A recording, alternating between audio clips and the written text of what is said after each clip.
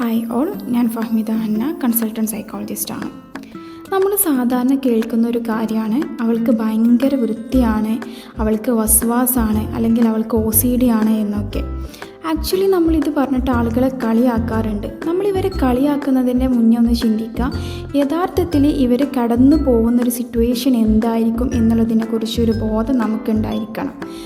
യഥാർത്ഥത്തിൽ നല്ല വൃത്തിയുള്ള ആളുകളെല്ലാം OCD ഉള്ള ആളുകളല്ല, അതും നമ്മൾ മനസ്സിലാക്കേണ്ട ഒരു സത്യമാണ്. ആക്ച്വലി എന്താണ് OCD അഥവാ ഒബ്സസീവ് കമ്പൾഷൻ ഡിസോർഡർ? ഇതിനകത്ത് രണ്ട് കാര്യങ്ങളാണ് നമ്മൾ പറയുന്നത്, ഒബ്സഷൻ ആൻഡ് കമ്പൾഷൻ. ഒബ്സഷൻ എന്ന് പറയുമ്പോൾ വീണ്ടും വീണ്ടും വരുന്ന യുക്തിരഹിതമായ ചിന്തകളെയാണ് നമ്മൾ ഒബ്സഷൻ എന്ന് പറയുന്നത്. അതേപോലെ തന്നെ ആ ഒബ്സഷൻ കാരണം നമ്മൾക്ക് ആൻസൈറ്റി വരുന്നു. ആൻസൈറ്റിയെ മറികടക്കാൻ വേണ്ടിയിട്ട് നമ്മൾ വീണ്ടും വീണ്ടും ആ പ്രവൃത്തി ചെയ്യുന്നു. അതിനെയാണ് നമ്മൾ കമ്പൾഷൻ എന്ന് പറയുന്നത്. ഉദാഹരണത്തിന് ഒരാൾക്ക് തോന്നാണ് എൻ്റെ കൈ തീരെ വൃത്തിയില്ല എന്ന തോന്നൽ നിരന്തരം ഇയാൾ അലട്ടിക്കൊണ്ടിരിക്കുന്നു. അതിനെ മറികടക്കാൻ വേണ്ടിയിട്ട് അദ്ദേഹം ആ പ്രവൃത്തിയെ വീണ്ടും വീണ്ടും ചെയ്യുന്നു. ഇതിനെയാണ് നമ്മൾ ഒബ്സഷൻ ആൻഡ് കമ്പൾഷൻ എന്ന് പറയുന്നത്. സാധാരണ കണ്ടുവരുന്ന OCD എന്ന് പറയുന്നത് അമിത വൃത്തി തന്നെയാണ്.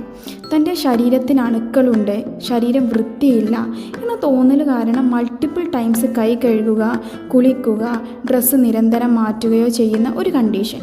ഈവൻ ഇങ്ങനെ ചെയ്ത് ഒരുപാട് സമയം എടുക്കുകയും സോപ്പ് മറ്റു ലോഷൻസ് നിരന്തരം യൂസ് ചെയ്ത് സ്കിൻ ഡിസീസ് വരുന്നവരുണ്ട്.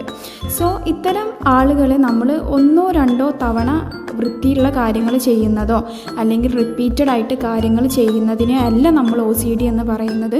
മുന്നേ വീഡിയോയിൽ നമ്മൾ സൂചിപ്പിച്ച പോലെ തന്നെ അവരുടെ നിത്യജീവിതത്തെ ഇത് ബാധിക്കുകയും പെർട്ടിക്കുലർ ക്രൈറ്റീരിയാസും സിംറ്റംസും അവരിൽ കാണിക്കുന്നുണ്ടെങ്കിൽ മാത്രമേ നമുക്കിത് OCD എന്ന് പറയാൻ പറ്റുള്ളൂ. നമുക്ക് സൈക്യാട്രിക് സപ്പോർട്ട്, അതേപോലെ തന്നെ സൈക്കോതെറാപ്പി, കൗൺസിലിംഗ് മെത്തേഡിലൂടെ നമുക്കിതിനെ മറികടക്കാനാവുന്നതാണ്, മാനേജ് ചെയ്യാവുന്നതാണ്. സോ ഇത്രയുമാണ് ഇന്നത്തെ വീഡിയോ. Tata, bye bye.